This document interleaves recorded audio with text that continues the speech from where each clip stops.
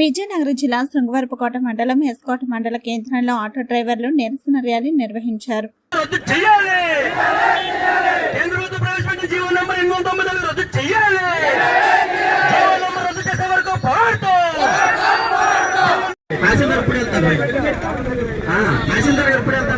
ఆయన మనం ఎలాగ ఇవ్వాలి కాబట్టి వెళ్ళినాడండి మన సమస్య కూడా మీరే కనబడుతుంది.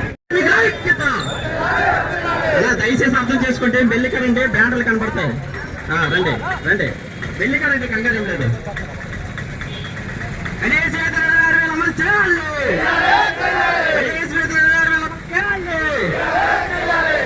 అందరూ కూడా ఈ కార్యక్రమాన్ని జయప్రదం చేస్తారని మరీ కోరుతున్నాం. వర్ధిల్లాలి కార్మికుల ఐక్యత, వర్ధిల్లాలి కార్మికుల ఐక్యత. ఉచిత బస్సు వల్ల నష్టపోతున్న ప్రభుత్వం ఆదుకోవాలి. 894 రద్దు చేయాలి. విశాఖపట్నం వెళ్తే 1000 రూపాయలు వచ్చేస్తారు, 2000 వచ్చేది.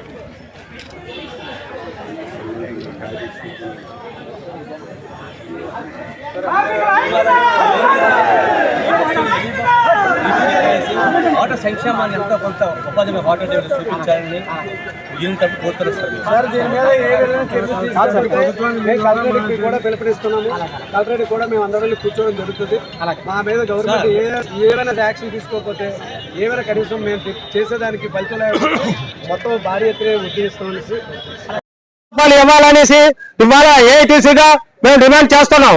అలాగే కేంద్ర ప్రభుత్వం ప్రవేశపెట్టిన 894 గజెట్ నెంబర్లు అది ఇన్నాళ్ళు మాకు ఏంటంటే 100లో చలానా పడేది, దానివల్ల ఇవాళ వేలల్లోకి మారింది.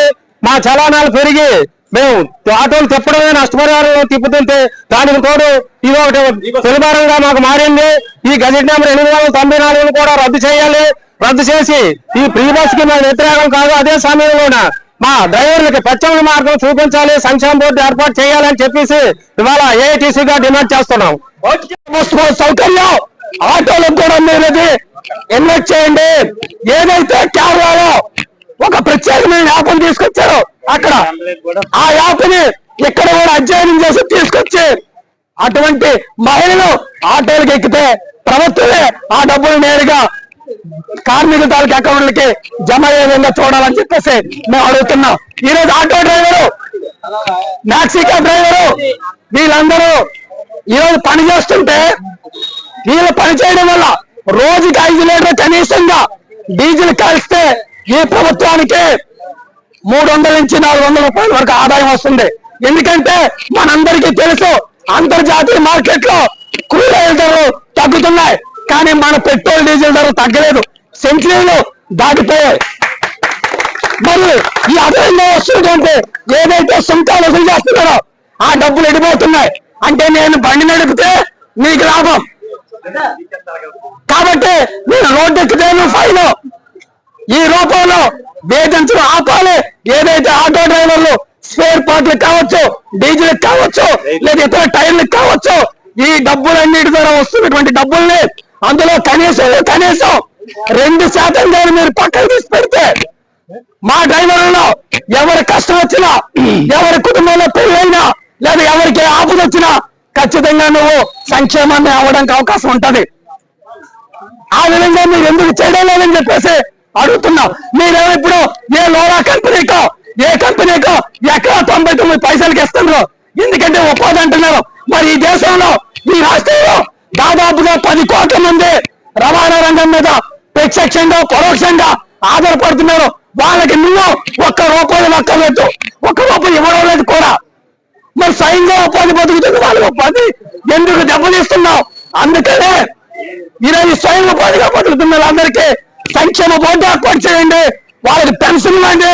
వాళ్ళ కుటుంబంలో ఏ కష్టం వచ్చినా నష్టం వచ్చినా వివాహమైన పిల్లల చదువైనా 5 రూపాయలు ఆదుకోండి అని చెప్పేసి మనం అడుగుతున్నాం.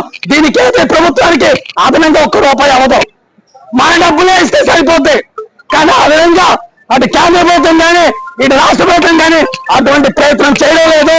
కాబట్టి ఇప్పుడు కార్మిక సంఘాలు, అందులో రవాణా రంగ కార్మికులు దేశవ్యాప్తంగా ఒక్కటి కాబోతున్నారు. మొన్న పార్లమెంట్ సమావేశాల ముందు అన్ని పార్లమెంట్ సభ్యులకి మన రిప్రజెంటేషన్ ఇచ్చాం. ఇది నష్టం. మీరేదైతే 2021లో తలుపులు మూసి పార్లమెంట్ లో చట్టం చేశారు. రవాణా రంగ కార్మికులకి నష్టం చేసే విధంగా మోటార్ వాహనాల్లో చట్టంలో మార్పులు చేశారు. ఆ మార్పులన్నింటినీ వెనక్కి తీసుకుని అందులో భాగంగా ఇవన్నీ వస్తున్నాయి. ఈరోజు అగ్రిగేటర్స్ అట అంటే మనం ఎవరు ఉండకూడదట, వాబరోడు వస్తాడట, వాలవాడు వస్తాడట, రాపిడో వాడు వస్తాడట. అది పెద్ద పెద్ద సంస్థలకి